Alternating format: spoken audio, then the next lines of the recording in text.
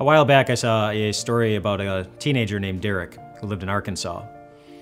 Derek's mom was very sick, and so she was unable to work and unable to provide for Derek and his many siblings, and so Derek is the one in the family who went out to work.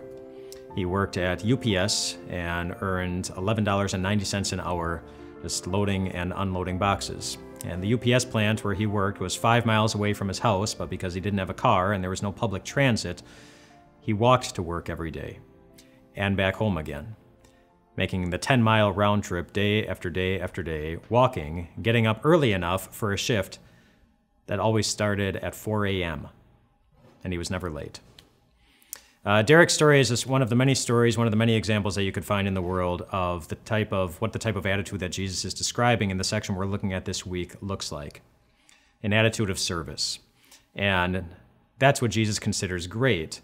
And Jesus says it's not an attitude that should just sometimes dictate what we're doing, but it's the only attitude that should dictate what we're doing. And think about what that means. If my only goal is to serve, then that means I should never be concerned at all about whether or not I'm going to be rewarded for doing that. If my only goal is to slave away for someone's benefit, then that means that I should never be concerned about gaining any type of higher status, which means that my happiness and my satisfaction should never go up and down based on how many people like me or notice me or appreciate me or tell me that I'm doing great things for them. If my only goal really is to use my whole life for everyone else's benefit, then that means I should continue to serve people even when they hurt me, even when they don't consider how their actions are going to affect me.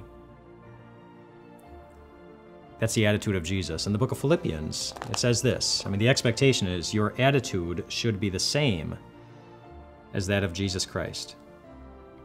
That's what it says. That's what greatness looks like. That's the kind of life that Jesus says makes the greatest type of difference.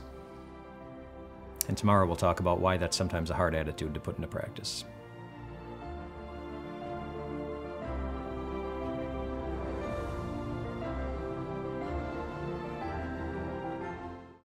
Hey friends, thanks for watching the videos. If you'd like to watch more, just click here to subscribe. You'll get these on a regular basis, and God's going to fill you with some awesome things every time you watch these. We'll see you later.